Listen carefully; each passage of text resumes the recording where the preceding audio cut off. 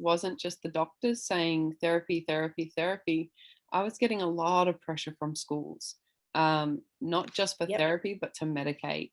It was almost like I was threatened. Yep. Like, if you don't medicate, we're not going to allow him to be in the school for this amount of time. You have to drop him off and pick him up after 2 hours every day, half an hour away from where we lived. And we're like, we've Yep. told you we both work. We can't function. We can't do that. Like, we just physically can't pick him up and drop him off after 2 hours of school a day.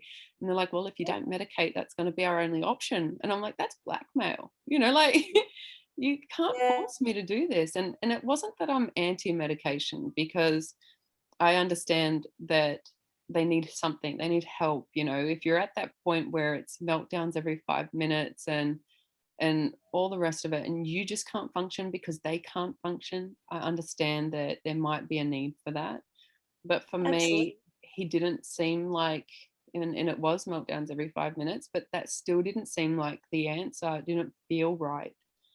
Yeah. um, and I was Absolutely. being told to not trust my gut, and I felt pressured and stressed about that pressure more than Yeah. anything. Yeah. Yeah, absolutely. We did the same thing with Levi, kindergarten. He just he just couldn't cope with the school environment. So we were doing the drop off at 9, pick up at 11 for 3 whole terms. Yeah, that's exhausting. It wasn't the term 4 that they I had to say to them, "Do you think we could extend it out a little bit, because this just isn't working?" So then he started doing full days, and then, I think it was in that term 4 we did go down the road of medication. I something that I didn't want to do, but I was at my wit's end. We were You get kind trying of broken, everything. don't We were you? listening to what the school was saying, and Yeah. yeah, oh, absolutely, They break you absolutely, down, make you and, feel like you're we doing try. something wrong. Oh, absolutely. You just feel like you're failing as a parent.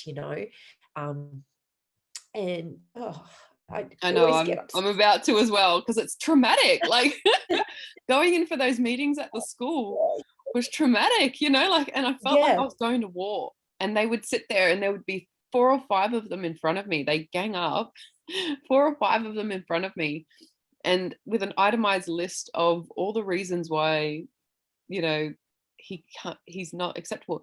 And just as a sideline, we went through this in a normal school, like a regular school that everyone goes to, but we also went through this through an autism school. um they're supposed to know better, Really?